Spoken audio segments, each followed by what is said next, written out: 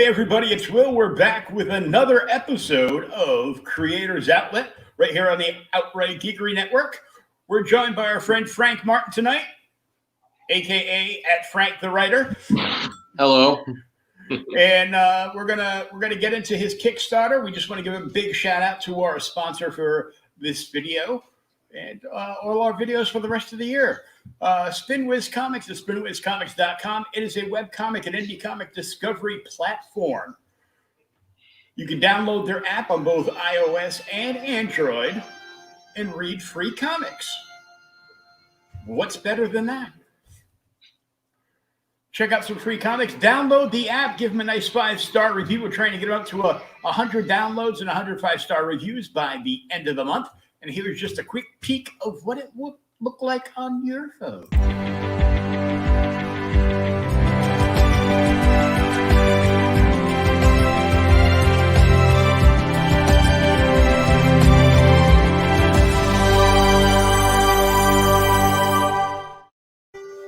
And now, on with the program. So, Frank. What's up? How you doing tonight? Doing fine. Lovely rainy Monday here in New York. So we're just kind of hanging in there, looking forward all day to chatting with you. Oh, okay, good. It's kind of been like on and off rain here in New England as well, so it just means that you guys are pushing it towards us. So, Apologies.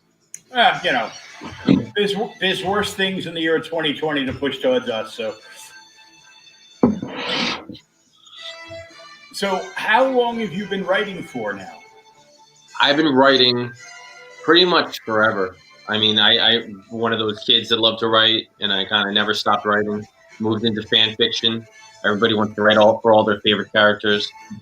And then I began writing prose stories, short stories at first, then eventually novels. I've always been a comic reader, so it was kind of destined for those two paths to cross and just start writing comics. And doing it, this is a very steep learning curve. It's not as easy as I imagined it to be. And eventually, a couple years later, here I am, putting out a couple Kickstarters and talking to you fine folks. Oh. So how many prose novels do you have, and what are they called? Prose now, how many do I have? I have one, which is a dual horror novella. It was kind of the first book I put out. It was basically a vampire story on one side, and you finished it, and you flip it over, and it's a werewolf story on the other. So it was one of those old flip books with two stories in one. Oh, that's cool. Yeah, that had I kickstarted a relaunch of that last year, which with a fresh edit, a fresh cover. So that's kind of a straight horror. I have a kaiju story that's out, a zombie story. What else do I have? I have some science fiction stories too. I co-wrote a kind of a time travel one. And then I got another one called A Weapon's Journey, which is basically like a kind of a superhero dystopian future kind of story. So I know, and I got one that was released last month called Shattered. That was more of a supernatural thriller about a kid that has visions of the future. So, hey Brian, what's up? Hey, it's Brian Wayne. I know that cat. He's a good guy. So, yeah, I lost count. How many is that? 6 or so? Or so, yeah. At least a half dozen. So how bad was the learning curve for you from going from, novellas and novels to comics? I mean, the thing about writing comics is that anybody can really write comics. It doesn't take all that much skill to actually physically write.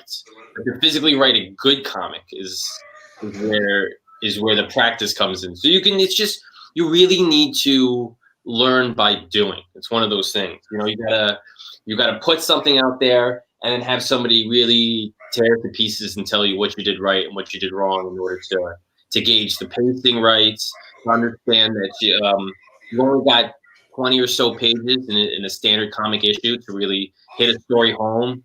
Whereas with a novel or short story, you can make it as long or short as you want to basically tell the story. Comics is all about using your resources in the right way. So, I mean, yeah, for the first couple of years, it's just a matter of putting stuff out there and figuring out what worked and what didn't work. And whenever you write a comic, your first one, you always think it's the best thing that you've ever done in your entire life. So it's just a matter of having enough people tell you that, no, there's a lot you do need to learn, a lot you still need to figure out till you can kind of get in the groove of just pumping stuff out and finding your right tone and your right voice. Yeah, most definitely. I think the biggest thing nowadays is you gotta hook somebody into the story to make them interested in, you know, your characters in like the first few pages. And that's really the hardest thing about comics, because unlike TV or movies or even novels, when you think of comics, you automatically have properties and characters that come to mind. Spider-Man, Superman, Batman, Wonder Woman. I mean, the big guys. So when you're at, especially like a convention, people aren't there to necessarily see some indie comics that they never heard of and get interested in. They're there for the characters that they know and love. So to try to grab somebody and that's not there to see you and to get them interested in what you're pitching, it's a big mountain to climb. Oh, it's huge, because especially, well, obviously not this year, but you know, previous years, the conventions have gone from, you know, actual Comic Cons to you know, pop culture events. Yeah, it's got nothing to do with comics. They're like, yeah, we're gonna stick all you guys over here in the corner, all the comic dealers, and then the rest of this 6th floor, you know, arena is going to be taken up by Hollywood. You know, so instead of actually, you know, even looking past the fact that, except for like, you know, the CSI shows, is there anything on TV or movies that in like the last 3 years that isn't like comic book related in some way or another? I mean, no. I think people are finally starting to realize that comic books are just a huge boom of content, just great storytellers, just telling great stories, and they want to adapt it. And it's kind of a great time to be in creator-owned comics, because a lot of things are getting, even if things aren't getting made, people are still making money just off of licensing and getting stuff picked up. So it's, a lot of stuff's being adapted. And I think as a wide-eyed creator at a convention especially, the biggest thing you have to learn is that nobody's going to care about your book more than you. You know, no, you can't just talk to somebody and expect them to be interested. And once that smacks you in the face, and you actually come to terms with the fact that nobody really cares, it's easier to talk to somebody and try to convince somebody that nobody cares, rather than assuming that they're going to care and just say, hey, come on over, because they're like, no, I gotta go to the bathroom. So once you realize that it's going to be a fight, it kind of makes the fight easier. I got to go to the bathroom. I have to pay $7.50 for a Dixie cup of Coke. The biggest line that you always hear a million times at a show is, yeah, I'm going to go walk around and I'm going to come back around. I'll see you on my next go around. But I would say 99% of the time they don't come back. Yeah, they're looking to see if there's, you know, anything, you know, neat to look at as far as they're concerned. As they're waiting for the time where they can go stand in line for 3 hours to wait for the celebrity that they dished out like $1,000 to you know, get a picture and an autograph from. So yeah, nobody really ever says to you, I don't like this book, I'm not going to get it. They're like, oh yeah, it looks cool, I'll be back, you know, because I don't know, I guess they also feel like they can sense how much you like it, and they don't want to let you down. But I've never actually taken a picture with any celebrities at convention, mainly because when I'm at a convention, I'm just so busy and never have time to kind of step away. But there was only one person I tried to actually take a picture with, and the line was just too long. I just didn't have the time, and that was Phil Lamar. When I found out that he was going to be at New York Comic Con, I was like, I gotta get a picture with Phil Lamar, and if I don't care about anybody else, fuck Gal Gadot. I'm not gonna take a picture with her. I'm gonna take a picture with Phil Lamar. But his line was pretty long, so I couldn't get I he's a super cool dude. I met him at Boston Comic Con a couple of years ago, and I was just in my wheelchair rolling by his table, and I looked up and I'm like, oh wow, and there was nobody in his line or anything, and he was like, how you doing? And I just rolled up and Yeah, you can tell a lot about a person from their favorite Phil Lamar title. He's in so much stuff, and he's so underrated and great in a lot of stuff. So that I was kind of pumped to see him, but yeah, as many things as you think you know him from, there's like another 20 that you don't know him from that you've seen that you just didn't realize. Oh, that's Phil again. Yeah, Phil Lamar is the Casey Kasem for animation for this generation, I think. Yes, yeah, he's in a lot of animation, but I love his live action stuff is good too. He was the guy who got shot in the face in Pulp Fiction. I mean, I love him from that too. Marvin, and then I'm a huge Metal Gear Solid fan. He did the voice for Vamp in Metal Gear Solid 2. So those kind of my two favorites. But I will explain it. I stopped at Metal Gear Solid 1. I'm like, this game's hard. It's no fun to play. I'm a big stealth guy. Those are my favorite games. Sneaking around and accomplishing a mission without people noticing you're there. So Metal Gear Solid was right up my alley. Yeah, I'm more of a walk up to somebody and punch him in the throat guy. I'm playing that game now. I'm playing Doom Eternal on Xbox Game Pass, that's a great, let me turn off my brain and just use a whole bunch of weapons to kill humans game. You really don't have to think about it. You just shoot, move forward, and shoot, and it's been a lot of fun. I thought for a second you were going to say Avengers, because that's one of the big hits out right now. So I usually don't get games when they come out. I'm not a big paying full price for games guy, except if I'm really excited for it. Like I'm getting the new Assassin's Creed. I'm a big Assassin's Creed nerd. So the new one is coming out next month, and I'm going to get that as soon as it comes out. But other than that, I usually just kind of wait till the price drops 2 months. Wait for the Game of the Year edition when it's down to like, $20. Yeah. I mean, there's no shortage of games that came out years ago that are awesome that you could just pick up cheap and play, And Xbox also, they have their Games of Gold feature where if you have the Xbox Live Gold account, they just give you free games every month. Like 4 games are coming out. Some of them are kind of crappy, but every once in a while you get a good one that came out a bunch of years ago that you never played, that's free, and you get to experience it and waste some time doing that. Yes, somewhere in storage I have the first Xbox with one of those huge reusable canvas shopping bags. Okay. Double stacked full with games. Yeah, and the same thing with PlayStation games. I had to make the big move of getting rid of all of my games and systems that I've accumulated over my lifetime.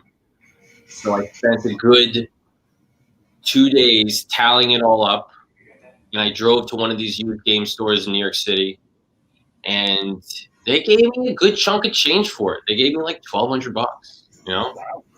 Yeah, it was a decent amount of stuff, and you don't get a lot for the games, but you know what? If you got hundreds and hundreds of games for GameCube and N64 and PlayStation and Xbox, it adds up. So I was there for an hour and a half. The guy was just tallying it up, just counting it all, And they got to make sure the X systems work. So it was a big to do. But yeah, it was more than anything. It was just the unloading of space, just to get rid of it.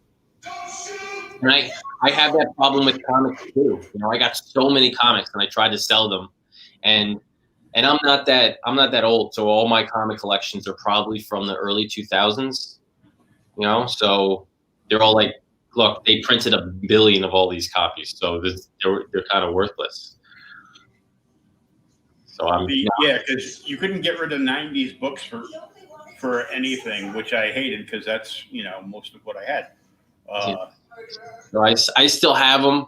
They're kind of I didn't sell them. I was going to get a couple $100 for them, and they're like 10,000 comics. So I'm kind of like, I don't want to say. It wasn't worth the effort of loading them in and driving them somewhere. It was just so. Yeah, they're just sitting in my basement, taking space, hoping for one day when a dystopian future arrives and we need to burn comics to stay warm. Ooh, don't even say that. You just made Brian Wayne cringe. Thinking you're going to run over to his house and stop burning his Alex Ross covers. Some things won't burn. They're too legendary to burn. Alex Ross covers are one of them. Old Neil Adams covers are another. Because you look at a book, and even if he didn't work inside of it, it's like, and you see somebody like on one of the billions of live sales daily on Facebook. He goes, "Oh, Neil Adams cover, $50. Why? Because it's a Neil Adams cover." I'm like, I go, he's got like 15 different types of prints for each cover he ever did in his entire life, right? Even he is on Facebook Live on a daily occurrence, which is just annoying now. Yeah, I don't follow him, so. Well, I unfollowed him, so I didn't see it all the time. And then one of the sales groups I've been putting stuff up in, one of the admins, turns out he's a huge Neil Adams fan. So every time Neil goes live, he shares Neil's video live in the group. So then I get pinged for that. Yeah, wonderful. Facebook and its notifications are. Yeah. All yeah, right. but it only tells you stuff you don't want to know. Yeah, that's very true. That's how the algorithm works. It invests into your brain and it figures out exactly what you don't want, and it tells you that, and all the stuff you do want, it filters out and gets buried. It's like they record everything you look at through the day, so they can quickly sell it on a daily basis to get, your junk mailbox filled up.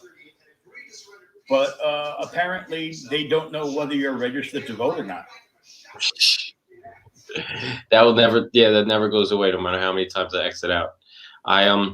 It's also, they're definitely listening on some level or another. They say they're not, like through your phone or your Amazon device, your computer, but I swear I talk about stuff and then 5 minutes later it's on my Facebook feed. Like there's no reason I should be seeing stuff about kitchen silverware. Yet I just asked my wife to go grab a fork and now it's up on my feed.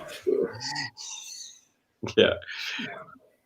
Bed Bath & Beyond has a sale on silverware. Great. Definitely. So, what's up? What got you into comics when you were a kid? What got me into comics? Like the comic book that sucked me in, or just the general idea? Both. I would say just like superheroes in general. I think like most people should typically transition into comics from another medium. It's nobody says I'm just going to pick up my first comic and read it, and that's how they kind of introduce to it. Most people they see a Spider-Man video game or they watch a cartoon and they want to read the comic, and then they get addicted after that first hit, and then it's a gateway comic to other stuff. So yeah, growing up in the 90s, I remember they had a whole bunch of Activision Spider-Man games, Spider-Man TV show, the huge 90s show that was incredible. And yeah, I would love the characters. So that's how I kind of grew into. I wanted to read where they originally came from. And I read comics here and there. I would pick it up if I saw it at the store, but it didn't really suck me in where I needed the next one. I didn't become a weekly reader until I got sucked into that whole Ultimate Marvel line, Hook, Line, and Sinker, where they tried to to grab a new generation of readers by rebooting Marvel, and the modern take on all the heroes and starting from scratch really spoke to me. And from there, I moved into the 616. So I started reading those, and then eventually indie stuff, and then eventually, for a huge time, I was strictly Marvel, and then I tried out DC when they started their New 52.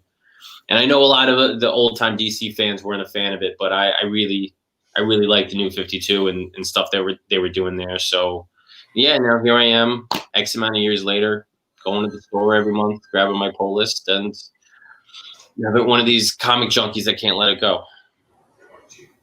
So what are you reading nowadays? What am I reading nowadays?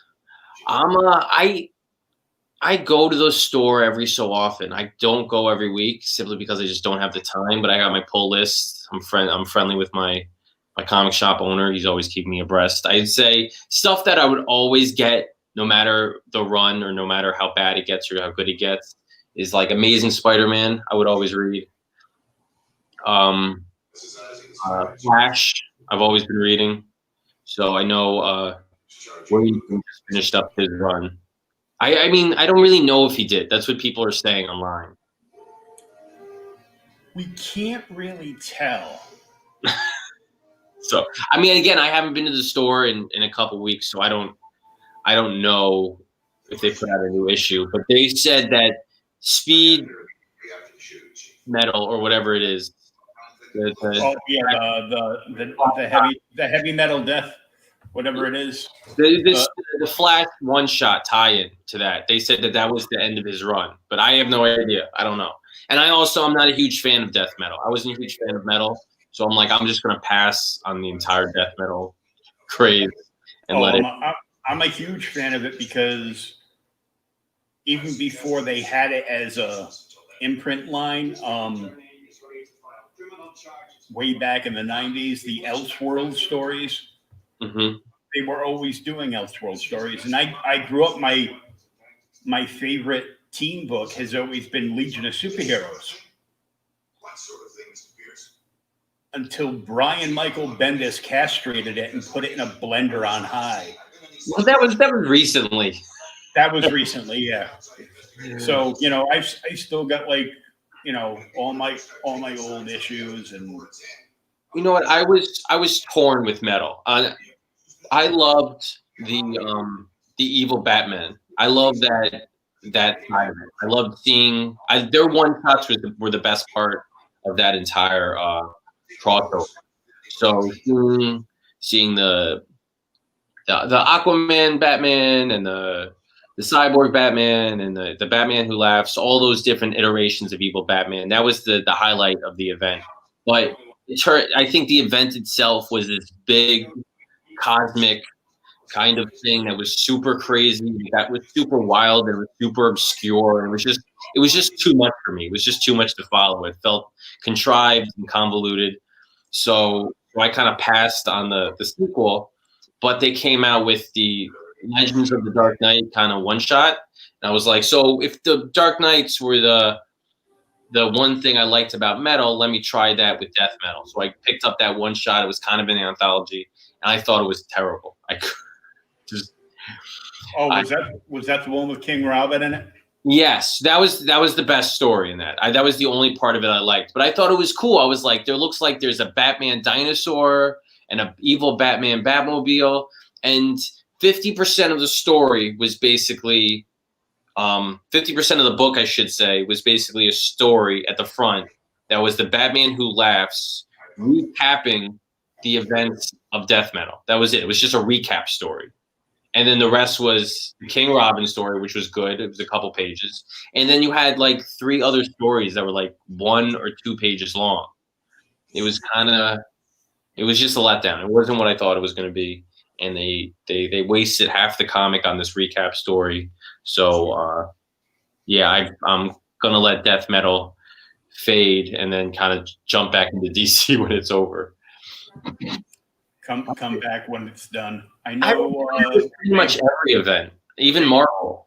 I didn't take part in. This was a couple years ago. They had No Surrender, the Avengers thing. I'm not dealing with that. They're doing Enter the Phoenix now. No problem with that. I'm not reading X-Men, so I'm not reading Ten of Swords or X of Swords, however you pronounce it. I didn't read Civil War 2. Or what was the one that they just had? War of the Realms. Yeah, I've been bypassing all of these.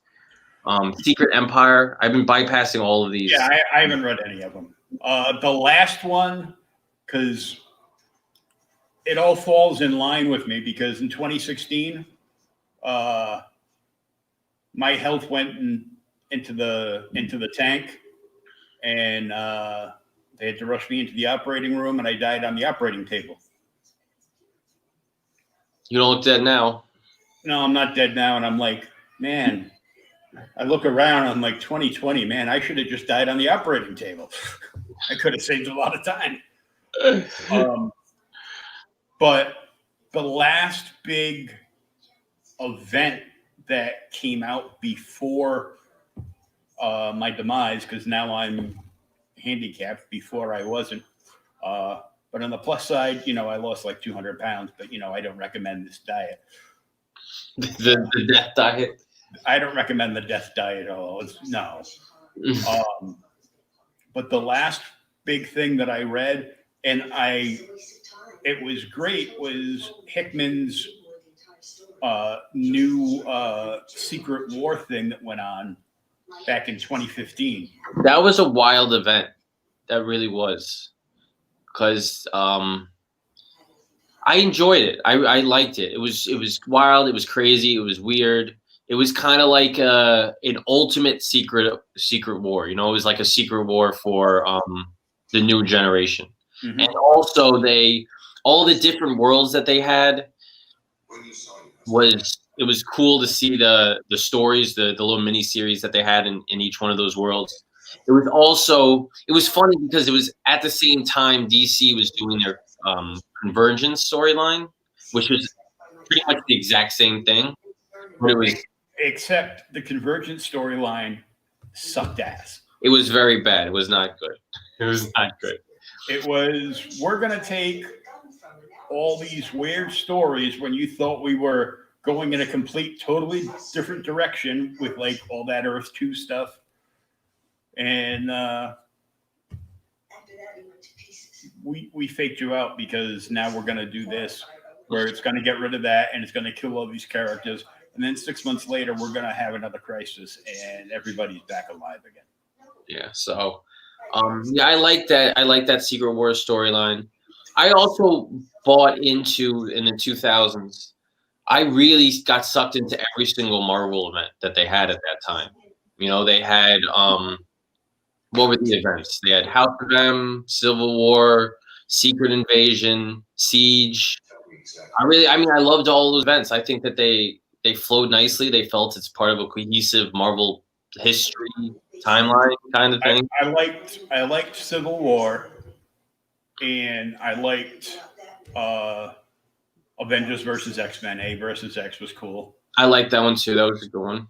That was my all-time favorite one is, the big Hulk story there, Planet Hulk. Oh, Planet Hulk was another great one. So.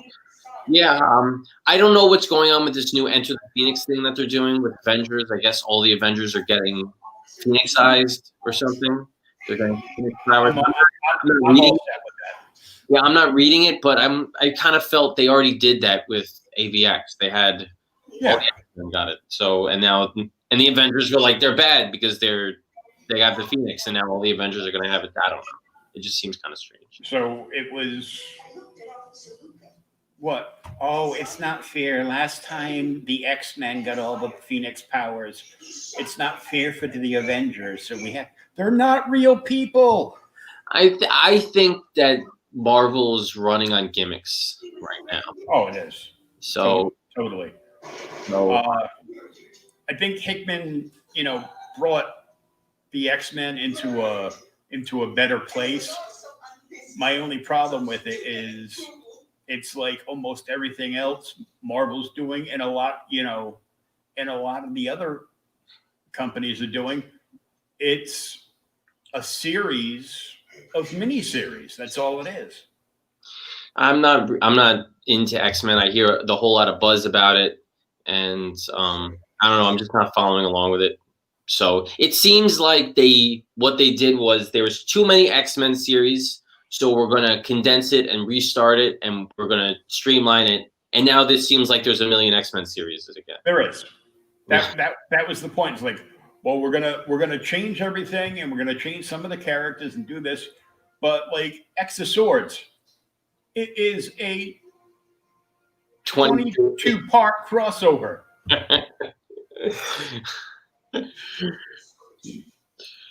Pardon my French, but fuck me to tears. No way. You know what X-Men did? Well, the only X-Men's I've bought have been the ones with the Alex Ross legacy covers. You know, as much as I always bitch and moan about gimmicks, especially cover gimmicks, and I'm like, yeah, but it's Alex Ross covers.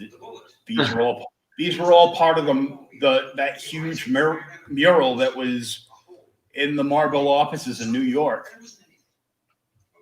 And I'm like, I can't help it. I actually have a custom airbrush jacket that is a buddy of mine that's out in Arizona did a leather jacket for me years ago. And it's the, oh, wait, I actually have it here. I can show it to you. But it's Alex Ross artwork. If you look up in the corner, you can see it. Yeah, Joker, right? Yep. It's like from that DC Legacy hardcover he did. Mm-hmm. And he custom airbrushed the entire back of the jacket. Nice work. I don't want to think about how much it cost me, but either way, it's beautiful, and you know I love Alex Ross's work, and they're just like cool books to eventually put up on my wall. So tell us about your Kickstarter book. Yeah, that's the Macabre Motel. It's kind of a Twilight Zone-ish inspired story. It's got, I call it atmospheric horror in that it's not like serial killers and gore and scary in your face. It's more like an overarching feeling of dread about a guy who stays over at a motel that's filled with a bunch of creepy guests, and he tries to kind of deal with them and tries to ignore them, but things just get too bizarre for him, and he tries to run away, but the guests really don't make it. The guests don't make it so easy for him to leave, so he's kind of stuck there. And it's kind of, I describe it as like a spiral down a rabbit hole where it just gets more weird and more weird and more weird until he's kind of trapped at the bottom of the hole and he's got nowhere to go. And it's a one shot. So one of the main complaints that I'm hearing is that I need to know what happens next. I need more of this story because there's so much you could tell about this motel and its characters, but I really wanted to stick to the Twilight Zone feel of the book, which is you get in, you tell your story, and then it ends. So it's self-contained, and I'm pretty proud of it, and I'm getting pretty good reception from it so far. So hopefully people like it. Well, you were kind enough to give me a review copy, and I get to read it over the weekend, and I must say I did enjoy myself. Oh, well, thank you. I'm glad you liked it. I know you're waiting like, oh no, what's this jerk gonna say now? Yeah, you could go for it. You could trash it if you want. It's weird because it's just such a weird story that when I sent it to people, and it's kind of like, I have no idea if you're gonna like this because it's kind of bizarre, you know. But I think there's a lot. Even though it's so strange and so weird and so out there and trippy, that there's still a lot that's relatable to it, and a lot that resonates with people and that feels familiar. You know, staying at a motel, it's something very mundane that feels familiar. Meeting weird people who you don't really like, that just kind of give you the creeps, that's a familiar feeling. I mean, there's varying degrees of it because these people are super duper weird, but I don't think everybody at least once in their life has encountered somebody that they thought was strange or was odd, and they just didn't know what to do with, so they kind of ignored the situation. And in this one, it turns out he ignores the people, and it kind of backfires on him because they get even weirder than their first interaction. Well, I have to tell you, I am very familiar with that. I worked in the bar and nightclub industry for over 35 years as a DJ. And filled with all sorts of strange cats. oh, you have no idea. And one of the, not the first place I worked, but one of the first places that I worked as a regular. Hey, Pat, welcome back. Gorgeous. I don't know if you're talking about me or the comics, but either one, thank you.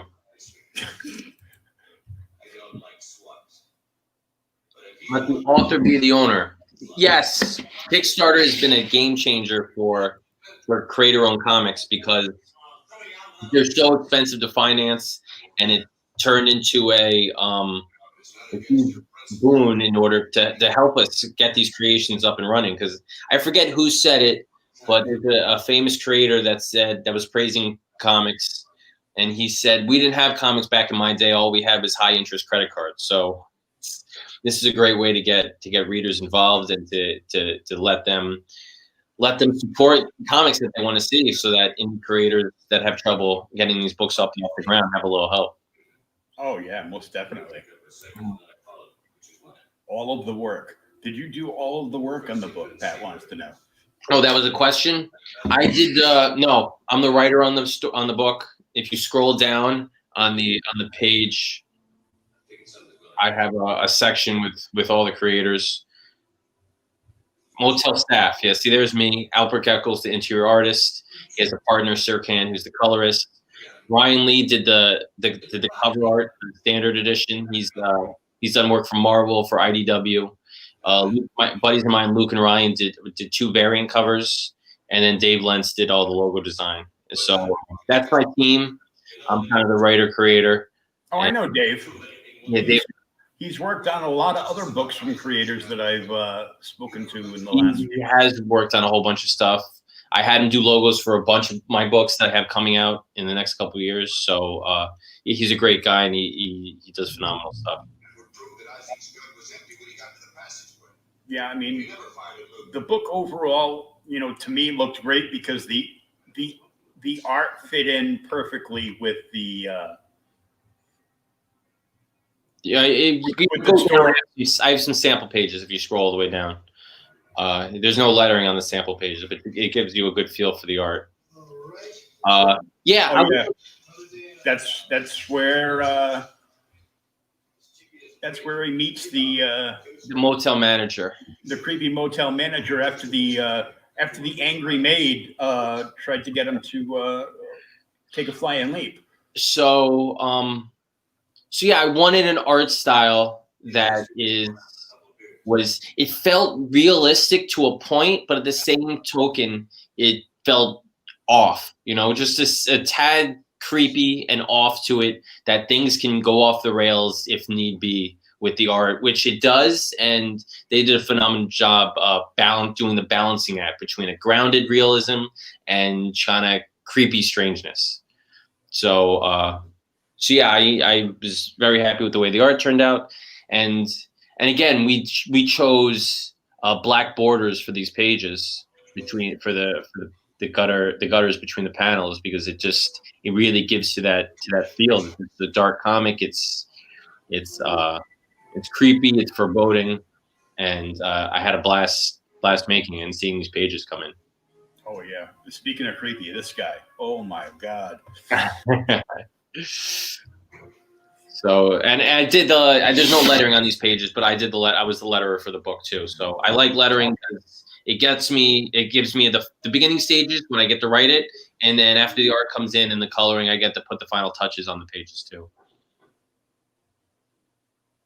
Just the look of horror in that, like, one eye shot there. It's the, I want to scrub my eyeballs out with steel wool.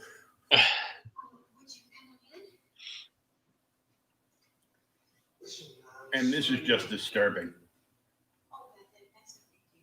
Yeah, I kind of it jumps around, so you don't see how it gets to that gets to Yeah, that gets to that point. But yeah, I mean, even looking at the preview pages, you get a sense of the story that he arrives, he gets freaked out, and then he's falling, and then he's taken off. So I had a blast making this page too. If you scroll down a little bit, um, and stop at the keychain. So that's kind of a cool bonus that I have for the first 100 physical backers. I think there's maybe 20 left in that. I got a motel key tag with the logo and then your backer number on it, which I wanted to do something different for this Kickstarter, not like a sticker or a pin. I really wanted to do something that kind of really gives off that motel feel. That's a unique, personalized item. So I thought that was kind of fun yeah, and cool, and I'm looking forward to seeing how people respond to it. yeah. That's very cool because this isn't, you know, it's like people get a pin, and I know Pops from over in Comic Madness has like a huge like black sheet hanging up in like his comic book room. So every time, you know, an indie book comes in that he's backed and it has pins in it, he takes all the pins and he just pins them to this tarp, you know, hanging up in his comic book room. So it just, you know, the canvas gets bigger and bigger as time goes on. But this is something that people, you know, could actually use. It's like it's an actual keychain. Yeah, And that's how I found it. I'm like, where do I get this from? Because I can't go to like a merchandising store that sells pens and stuff like that. I mean, they don't typically have keychains like this. So I went to an actual hospitality distributor and I contacted them and I said, look, I'm making this comic book. I want to offer, it's about a motel. I want to offer this keychain. Would you be able to do a mock-up for me? And they said, sure. So they're used to selling keychains to motels, and they're like, this is kind of different for us, but we can do it. So there's no reason why we wouldn't. So love it. Very cool. Thank you, Pat. Kickstarter books are the future. Yeah, that's the way it's looking right now. I mean, I'm not a big fan of relying too much on one outlet or one platform.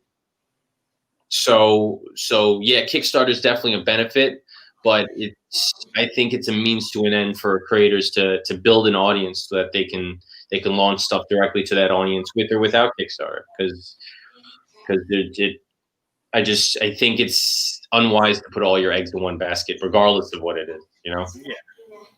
Speaking of which, do you have any kind of plan to try to get this book into brick and mortar comic shops? Stores.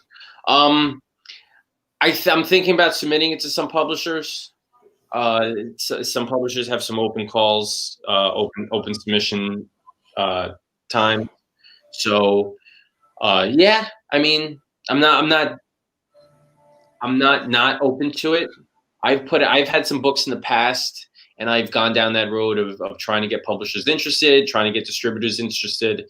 And at the end of the day, it's a job in and of itself, you know, Oh contacting yeah, people, creating pitches, and it takes a lot of time away from creating. You know, I would rather just create all day long and just give books to people and say, here, you deal with the sales, marketing, financial side of this whole operation. So I'd rather spend more time actually creating and launching books to Kickstarter and then putting them up in my own store than to try to woo publishers into bringing it into stores. Not that I don't think that that's not a valuable outlet to work towards, but for right now, my focus is on this and getting readers directly involved in my work.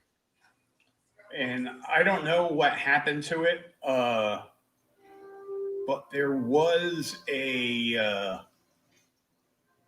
new platform that uh, launched in like an early beta test called indiecrowdfund.com, Okay.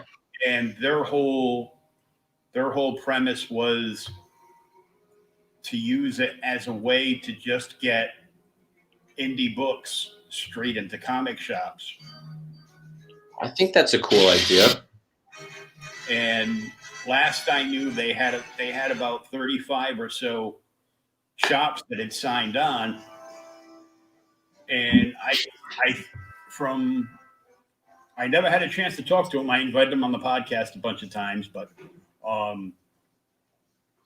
they I think the way it worked is you could crowdfund through them if you wanted, but they had gotten deals with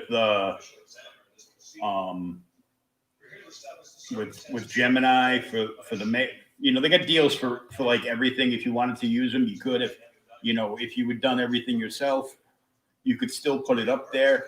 And there were supposed to be no gatekeepers. So if store X, Y, and Z sees this book and they were interested in it and it was up on the platform, they would contact you and be like, okay, we want X amount of copies. What can we do? And then you would just ship, a larger box of books out to a store instead of,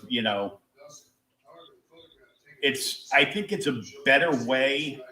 And I mean, there's still going to be better ways to be able to get indie books into comic stores, especially because I know like 3 or 4 stores myself that are, and only of course 2 that I can remember the name of, that are big and move a lot of indie comics. So it's like a middleman. It's not necessarily a distributor. It's just kind of somebody making the connection so that creators can. Yeah, and they excuse me, they provide like everything as far as I know. It's a husband and wife that are doing it, Mindy and Mike Wheeler. And Mindy Wheeler's an artist. She does a lot of stuff for. She does her own, has her own indies herself. Plus, she does a lot of covers and different things for Dynamite through the years. Does like a lot of Vampirella work for them. But I know one of the stores is the Collective down in Florida. Yeah, I did a stream with Danny Morales, so he was a good chap. I think he's gonna grab. He was interested in a couple of the books, so I'm gonna be sending some down to his way. Yeah, I know. The shop he works at moves an insane amount of indies. It's like mainstream media doesn't, comic book media doesn't. That's awesome. That's awesome. It's a tough time to be in the comic book retail industry. It really is. A buddy of mine did a documentary called My Comic Shop Country. And he basically he went around to a bunch of comic book stores. He interviewed them, and I think it might be up on Amazon right now. The documentary, I saw a screening of it locally, and it's just a great way. He breaks down the struggle that they go through and what their process and why they do what they do. But you can't just be a comic book store anymore. You gotta find some other way to keep the money flowing. So, it's why they sell a whole bunch of other stuff, tattoos and cards and memorabilia, and especially when you got stuff like DC and Diamond Fiascos going on all the time. So the comic industry is have no shortage of drama. Yeah, the weird things is like some shops do good with certain things, and other shops like the shop I've been going to for like 35 years is they occasionally have they've got a lot of back issues, so they have people coming in looking through back issues. But nowadays we look through back issues, so when you put a sale on, we know where to go. And they'll wait for a sale. He's tried carrying all kinds of stuff t-shirt, comic t-shirts don't sell. Yeah. They sell a crap at Walmart, but the big problem is a lot of these shops are locked in and they have to, their only outlet to get stuff in a lot of cases is through Diamond. Mm-hmm. And Diamond mocks all this stuff up, and they don't give any of the stores a discount on anything except the books. And even that's not much of a discount, No, I wouldn't really call that a discount. Yeah, I was my first book, Modern Testament, was with an indie publisher, and they were struggling for a while. And their main thing was they were hoping on a Diamond distribution deal, and they eventually got to the point where they were offered a deal, and they realized that the amount of that they would have to print in order to be profitable with Diamond discounts for retailers, it just they couldn't sustain it. So they've ended up closing up their shop. And yeah, if you got to think if 50% off cover price to retailers, Diamond gets their cut, publishers get their cut. At the end of the day, how much is really left over for the people that made the book? It's a tough go. So that's why things like Kickstarter are so vital to a lot of indie creators to be able to put some money in their pocket and also use that money to keep on creating, make new stuff. That's really what it's all about. I think that the toughest thing with all the indie creators going through Kickstarter and like Indiegogo, that's the two main go-tos. And I know I've talked to people that say they prefer Indiegogo over Kickstarter, but Kickstarter has a bigger name, so you get more people looking at stuff on Kickstarter. So it's like a double-edged sword, and then you get some of the people with larger followings that actually run a campaign on both. Mm-hmm. A lot of things people do is they'll do a Kickstarter and then they'll follow up with an Indiegogo after the fact. I haven't done that yet. I mean, I wanna try to maximize as much financing as I can. So I'm not going to rule it out. But as you yourself running your own campaign, there's always so much you can do at once before you slowly have to introduce stuff. Yeah. So I think at the end of the day, Kickstarter, the whole Kickstarter versus Indiegogo question is kind of irrelevant because it's up to you to really get these books financed and to get support from them. So it doesn't matter where you put the book if you're not able to drive traffic to it or have a following to back it. If people people like the book and they want your work, they're for the most part they're going to back it regardless of where it is. Oh yeah. All the shops in New Orleans does a brisky indie comics business. That's awesome. That's really awesome. I'm in New York, and in New York City, tons and tons of comic book stores, and yet indies, it's still a tough go of it. Well, you have a weird market, like for the past few years now, where all of these convention dealers label themselves as, some of them label themselves as comic companies because they're, handing over a couple of, $2,000 to $5,000 to like DC or Marvel to get their store exclusive. Yeah. That they can, overcharge for, and people just,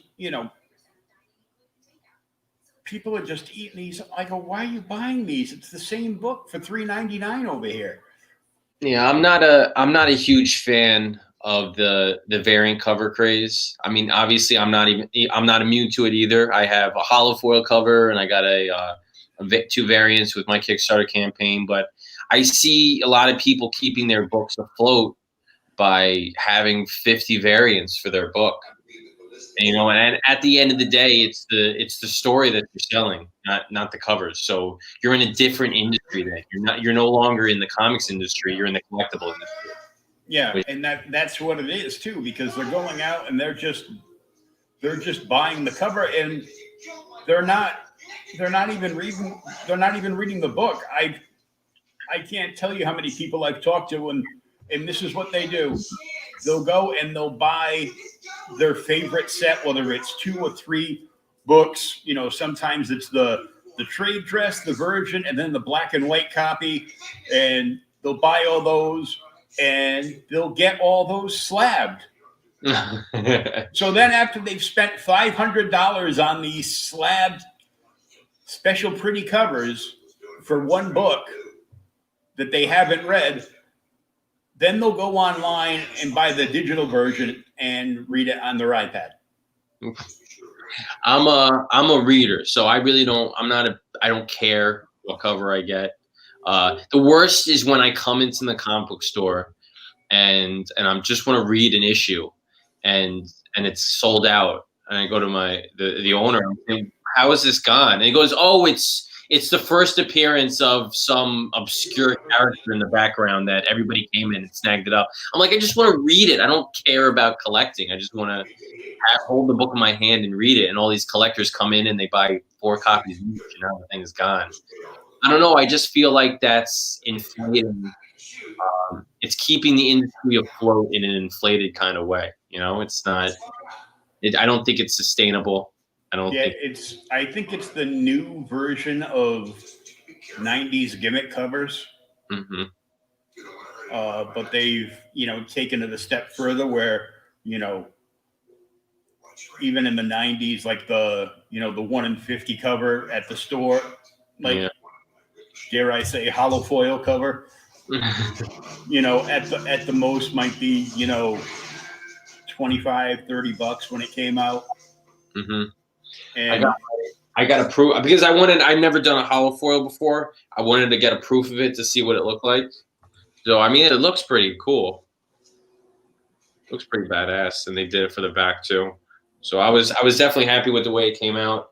I'm definitely going to do it in the future in some of my other books.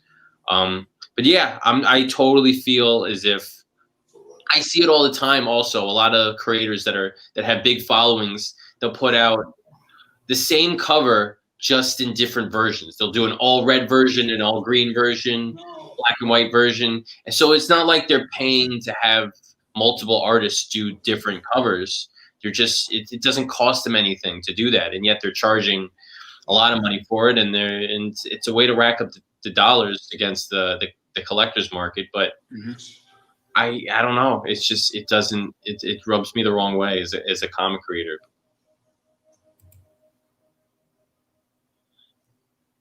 I wanted to ask about the theme song and signed comic. Oh. So yeah, so that's for that tier. I'll sign the comic, but also I had a buddy of mine do a theme song, and I want to do it for some of my future campaigns too. And the theme song came up great. So if you go up a little bit to the preview pages. Right above the preview pages, I have I put a little sample of the song there. Oh, so this is the video right here? Yeah. It's just the song.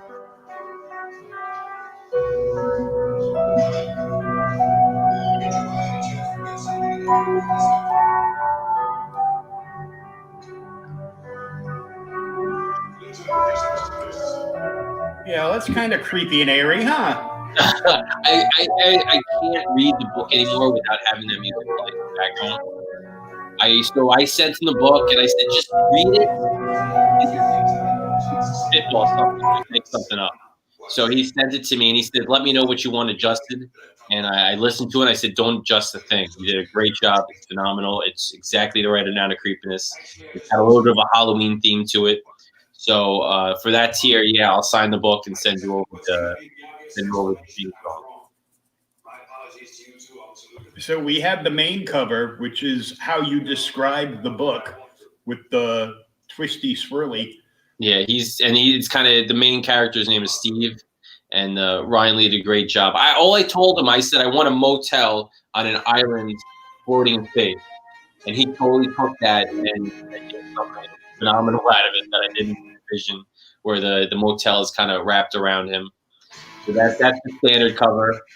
Down in the bottom left is Luke Cooper's variant, who took one of the characters, Phil, and Ryan Caboth on the other side took two of the characters, the Phyllis sisters. Those are like character-centered variants. And in the middle is a mock-up of the hollow foil for Ryan Feller.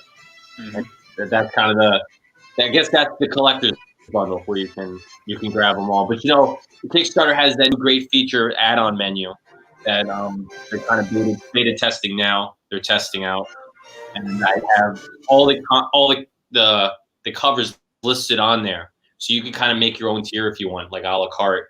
If you just want the Lou Cooper variant and the standard, you can kind of just click on the standard reward tier and then grab the add-on cover afterwards, because I don't have that as a pledge level. So you can kind of make what you want. And I also, all my novels and some of my comics are on the add-on menu too. So add-on menus have been kind of a boom for creators, especially this year when we have a lot of stock that we haven't been able to get rid of for conventions.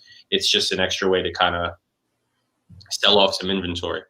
And these sample artwork commissions, that's for the interior artist and color artist. So that's their work that they've done, and I think they've done phenomenal pinups. So they'll be able to. That's a commission for that pledge level. And also I have a pledge level where I'll write short stories for people too. I've been doing this for a lot of my campaigns, write 1,000-word short stories. People can kind of, I offer up the premise of I'll write a story about you staying at the motel, so they could choose that if they want, or I'll write about really anything that they want to do. So, and then they can grab both the artwork and the story commission for that pledge level. And then become a character. That's always a fun one. I started doing that for my last campaign, where if you send me over a couple of your pictures for one of my future projects, they'll send it over to my artist, and they'll draw you in. They'll draw you in the book, and then produce a short comic, which is an opportunity for some people who've never written comics before, who've never created a comic. I'll work with you, and I'll create your comic. We'll get the art team that did Motel Macabre to work on your arts, and we'll get a cover for you and send it over. That's pretty rad.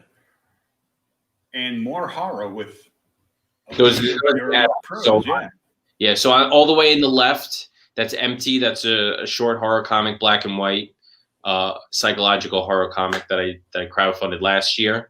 And then Mountain Sickness is my zombie book. Shattered is the story that came out last year. And then Skin Deep, Ordinary Monsters is the horror, the werewolf. Oh, the flip book, yeah. Yeah, flip book. And then Ascawana, all the way on the right, is my kaiju story, my lake monster story. Oh, cool. So you got a little bit of everything. I do. I mean, I got a whole bunch of science fiction stuff, but I wanted to keep it horror oriented. I didn't want to lure people with stuff that had nothing to do with kind of the feel of the campaign. You've got great price points on the books and everything else, because you can see right here that if you want the holofoil cover, $25, you get the holofoil cover, plus you get the digital. Mm-hmm. And if you double that, you get the holofoil cover, the digital, and the other 3 covers. Yeah, and that's, I include U.S. shipping in all the tiers too. I think a lot of creators. Oh, cool. I think a lot of creators do that because it gives you that sense of. It stinks when you see pledge $5 or more, or $10 or more, or whatever, and you click on it, and then it says plus $8 for shipping. It's a little. I don't know. I got all excited that it was for that amount, so I throw the shipping into the pledge level, so when you click it, it doesn't add on anything else. That is what it is, at least to ship for US, because international shipping is a different story. It's kind of it's a bane for a lot of creators, international shipping. So or even just shipping up to Canada. Yeah, it is. Even Canada, it's not cheap. It's not cheap. I've seen that. I don't know if they do it for the US, but Canadian company. There's a Canadian company that will charge you for shipping cheaper than the Canadian post office, And what they'll do is they'll basically grab all your books and they'll drive to the US and they'll ship them from the US. Yeah, they'll drive over the border and ship them from upstate New York. Yeah. So I think that's a little bit of a brilliant concept. Yeah, I know. I was talking to somebody. He's on his second comic right now, like the second issue, and he's working on the third now. But he's from Canada. Mm-hmm. He goes, "Oh, I really ate it. I really ate it on the second issue because postage rates went through the roof." Yeah, I think if a lot of people stumble on their campaigns, it's from shipping. Definitely from shipping, especially since Kickstarter. When you don't include shipping in your tier, if it's extra for shipping, that still goes towards your funding goal. It's not separate.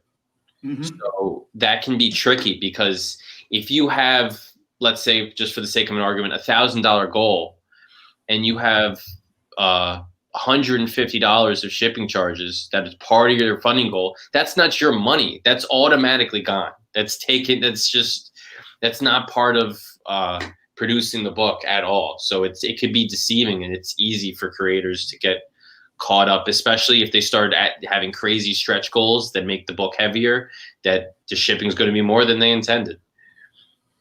Oh yeah, I was like shaking my head with one guy who's got like all kinds of insane like add-ons, like what is it? Oh, Smart on the Shipping. Yeah. I mean, it's his first book, and he's got, life-size cardboard standees. I'm like,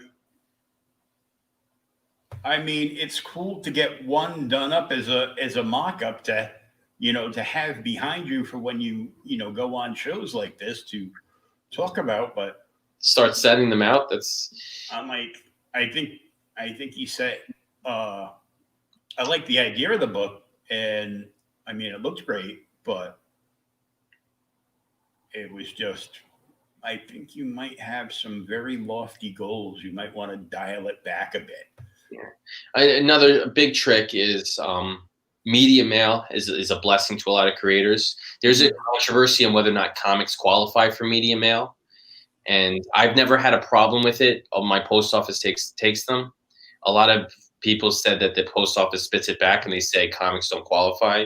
I think the argument is that it doesn't count for media mail if there are ads in it, like a magazine. But and mainstream comics like DC and Marvel, they have advertising in it, but indie comics typically don't. So especially creator-owned ones, all you have in there is your book.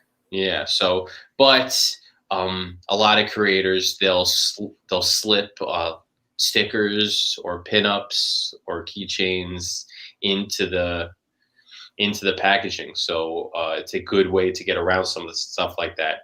I made a calculation error on one of my campaigns where I offered pinups, and instead of offering the pinup in a comic size, it was bigger. So I couldn't. I had to ship it as a work of art, which doesn't qualify as media mail, which was an extra shipping that I didn't anticipate. Luckily, I didn't have to send them like 100 out because that would have killed me. But yeah, every campaign, no matter how many you do, this one's my 7th. There's still things that you learn, still mistakes you make, and stumbling points that you have. For instance, when I launched on 2 Thursdays ago, I had a little bit of a panic attack because, as I said, I had free shipping, but on one of the pledge levels, I made a mistake and I didn't put in the US category for shipping. I actually had money on there. So people were pledging to it, and once you pledge to a level, you were unable to edit it. So I was so I'm like, I can't delete it. I can't edit it. I'm trying to message this person to get them to change it so I could fix it. But they weren't responding back. And as that was going on, more people were buying it. And it's great. I'm getting more money. But at the same time, I'm advertising this thing as free shipping, and I want to honor that. So eventually, after I took a Xanax and relaxed for a bit, I figured out a workaround and I got it all fixed up. But yeah, it was just another one of those things that no matter how many times you do this, there's always nothing ever goes smoothly. There's always more to learn. Yeah. And it's, it's just weird because later on this week, I will also be talking to another Canadian. Andy Belanger's coming on. He's got a new Kickstarter that's going live, I think, either next week or the week after. And I always I've collected a bunch of his stuff, but I always have to wait until it's in a U.S. store. Yeah. Because I'm on SSI, so I can't afford to, buy an indie comic for, $25. And then if it's not a campaign like yours that includes postage, and then I got to pay like another $10 or $15 more for postage to get it. Actually, coming out of Canada, it'd probably be more like $35. I would say to ship a comic, like a single comic to Canada. So I could say never had an issue with media mail with my eBay store. Yeah, I think it all depends on the post office. The post office is a lot like the billing department. It all depends on who you get on the phone. Is the answer that you get from the person. Because they're like, "What are you shipping? Yeah, books? Comic books? No." And then they take the knife and they rip the box open anyhow. Yeah. If they look in and see it, then they won't even let you, switch it over to, the next tier up. They'll just want to charge you the max amount on stuff. I think you have some overhead with shipping that you just assume that some of your packages aren't going to arrive there. It's just, I think every campaign I've always had at least one. I've had a guy take a picture of his package that arrived at his house. It looked like it got run over. It was open. Nothing was in it. And the package looked like it had tread marks in it, like it got run over by a tire. So yeah, there's always one, and it's the cost of doing business, And I think just ship for my campaign to ship a single comic, like the regular tier, to Canada. I think I charge 15 for international, not for international, for Canada. And then everywhere else, I think it's 35. So, I should say 20. I think it's 25 for a single comic. But then if I put two together, it makes it heavier, and that kicks it over to 35. Which I've had a lot of people say. Look, they say I'm choosing digital because I can't just pay that extra shipping to have it sent to me. And I say I don't blame you. It's like 3 times the cost of the comic. It's kind of crazy, but it is what it is. Yeah, that's where I fall back to the trying to get indie comics back into more stores, because people would rather be able to go to a store, especially an indie comic fan would rather be able to go to a store and see an entire end cap filled with nothing but indie comics, new indie comics to pick through and buy, and get them all in one place. Then I know a couple of my friends that they quit buying regular comics altogether, and all they do is buy indie. But they'll buy 10 or 15, say about maybe 10 to 12 books a month, but that 10 or 12 books a month ends up costing them another $60 or $70 in shipping. Yeah, it kind of stinks. I would say compared to 10 years ago, I'm not even maybe half. I'm buying about half of the mainstream books that I was 10 years ago.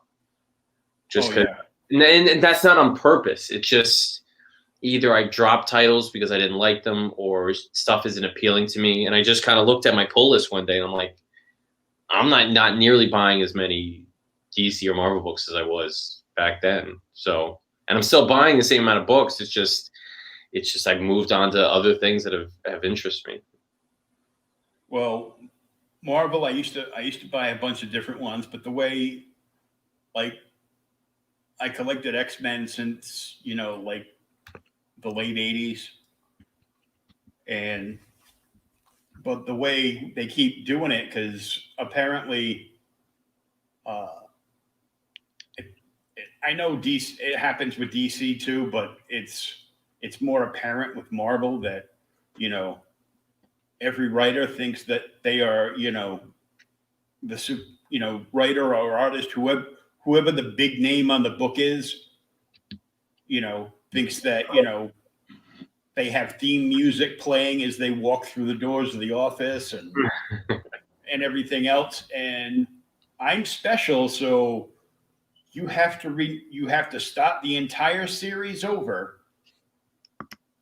And it's like, the company wants to do it because, number one, sell more. Then they can charge more money because it's a number one. And then they have, 175 variants of that number one. And it just goes on from there. And, like you said, with the book that you wanted to read that you couldn't get a hold of because, all the collectors were hanging out in the speculator chat rooms on, Reddit or wherever. And they're like, ooh, big appearance in this book. Let's run down and buy all the copies. Mm-hmm. And, I think a lot of it is just like out of control. Yeah. I mean, there's so many great indie titles out too. Not just indie, but stuff like from IDW and Boom and Image. They've really stepped it up in quality, and that's where a lot of this content that we're coming from. Not even the CW shows or the MCU. I mean, you look at a whole bunch of other indie stuff like Lock and Key or The Boys, or just stuff that's getting picked up for shows and movies that's just a huge inspiration. Great stories and great characters. So that's where I've been drifting. Oh yeah, 100%. Because when I talked to Ryland Grant a couple of months ago, he told me, he quit writing screenplays and went into comics because they all wanted IPs. Hollywood wanted, IPs that they could tap for, boundless stories. So he said the easiest way to make an IP was to make a comic book. And I've seen a whole bunch of stuff get picked up before they even finish the book. People with connections in Hollywood are just developing a comic, and they're taking that development as a pitch to studios, and they're getting options that are signed, and the book is still being made. So yeah, they haven't even come close to finishing the book, but the script is already wrapped up. So they've passed the script on to their friends in Hollywood, and then they go back to writing the pages again. Yeah. Well, I want to thank you for joining us tonight, Frank. Thank you so much, Will. It was great chatting with you about my book and then comic industry in general, because comic fans are no short on complaining about the things that we like. Yes, 100% for sure. Make sure you jump over to Kickstarter and check out Frank's book. The link is in the show notes, either up above or down below, depending on where you're watching us. And Frank can be followed right there at Frank the Writer. So you can contact him if you have any questions. And if you should just follow him in general. That way you know when he has more projects coming up, especially if you're a horror fan. Yeah, there's tons of stuff on the horizon, so I'm looking forward to it. Well, thanks once again. The book looks great. I really enjoyed it. And, I too would be one of the people who's like, I kind of want more of this. Too bad. So, maybe down the road you do something similar, like in an anthology. Maybe. I never say never to anything. Never. So once again, thank you so much for joining us, and we'll see you soon, and best of luck with the Kickstarter. Bye-bye.